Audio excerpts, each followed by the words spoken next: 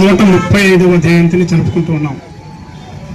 అంబేద్కర్ ఆలోచన విధానాలతో ఈ భారతదేశంలో ప్రభుత్వాలు మనగలుగుతూ ఉన్నా దేశ విదేశాల్లో తిరిగి దానికి డ్రాఫ్టింగ్ చేసి రూపకల్పన చేసి ఈ రోజున ఎవరైనా కానీ చీఫ్ జస్టిస్ కాడ నుంచి మన భారత రాష్ట్రపతి కాడ నుంచి సామాన్యుడు ఎవరికైనా మనందరికీ ఒకే ఒక ఓటు హక్కు ఉంది. ఆ రోజున ఇప్పుడు సోదరులు చెప్తున్నారు దళితులు అంటే ఎవరో అప్పుడు కూడా గుర్తించలేదు.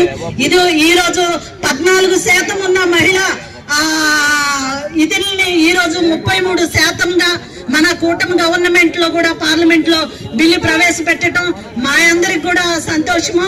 ఎందుకంటే ఇలాంటివన్నీ కూడా పునరావృతం కాకుండా దేశం నలుమూలల నుంచి కూడా మనము అంబేద్కర్ గారి హక్కుల కోసం వీటి కోసం పోరాడుతున్నాం. అలాంటి కాకుండా మన కుటుంబాల్లో పిల్లలు చదువుకోవాలి, ఆ చదువులతో ముందుకు వెళ్ళాలి అంతే తప్ప ఇక్కడున్న గొప్పగా చెప్పుకునే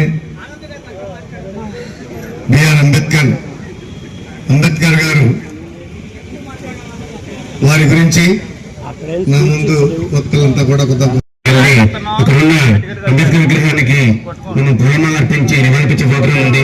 దయచేసి అందరూ కూడా అక్కడ కూడా రావాలని కోరుకుంటూ ఈ అవకాశం ఇచ్చిన పెద్దలని నా ధన్యవాదాలు తెలియజేసుకుంటున్నాను. కూటమి నాయకులందరికీ కూడా హృదయపూర్వక అభినందనలు తెలియజేసుకుంటున్నాను. ముఖ్యంగా అంబేద్కర్ గారి జీవిత చరిత్ర చదివితే ఒక్కటే కనిపిస్తుంది మనకి. చాలామంది చాలా విషయాలు మాట్లాడారు కానీ డిబేట్లో బాగూడదు. కానీ హ్యావ్స్ అండ్ హ్యావ్ నాట్స్ అన్నాడే తప్ప ఆయన ఎక్కడ కులాలకి మతాలకి అతీతంగా రాజ్యాంగం రాశాడు. ఆయన దృష్టిలో ఒకటే ఉన్నవాడు లేనివాడు అంతే తప్ప ఇవాళ యావత్ భారతదేశంలో ఎన్ని కమ్యూనిటీస్ ఉన్నా మనం స్వేచ్ఛతో బ్రతుకుతున్నామనంటే ఆ మహనీయుడు ముందు చూపుతూ మన రాజ్యాంగాన్ని మనకు అందించాడు. రామంత్రిగా ఆయన సర్వీసెస్ కానివ్వండి, రాజ్యాంగాన్ని నిర్వహణలో ఆయన తీసుకున్న చొరవ కానీ ఎన్నో దేశాలు తిరిగి ఎన్నో రాజ్యాంగాలను స్టడీ చేసి భారత రాజ్యాంగం ఇన్ని సంవత్సరాలు ఇట్లా మనం ఎంజాయ్ చేస్తున్నాం అంటే ఏదో చిన్న అమెండ్మెంట్స్ తప్ప మేజర్ అమెండ్మెంట్స్ అంటూ ఏదో 1-2 సందర్భాల్లో మనం మార్పులు చేసుకుని కూడా గుర్తు చేసుకునే మన భారత జాతి ముద్దుబిడ్డ బిఆర్ అంబేద్కర్ గారి 135వ జయంతి ఒక పండుగ వాతావరణంలో జరుపుకుంటున్నాం. చాలామంది మాట్లాడతారు, చాలా విషయాలు కూడా అంబేద్కర్ గారు చెప్పారు. 2 విషయాలు.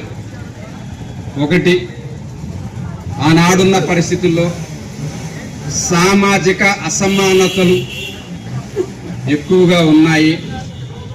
ఈ సామాజిక అసమానతలు తొలగించాలి అనేసి ఏ విధంగా అయితే రాజ్యాంగాన్ని బహుళ జాతులున్న భారతదేశంలో, విభిన్న భౌగోళిక స్వరూపంలో ఉన్న భారతదేశంలో ఎలాంటి రాజ్యాంగాన్ని అయితే భారతదేశానికి ఇస్తే ఈ బహుళ జాతులలో ఉన్న సామాజిక అసమానతలు తొలగిపోతాయి అనేసి సున్నితంగా, తీక్షణంగా, లోతుగా ఆలోచించి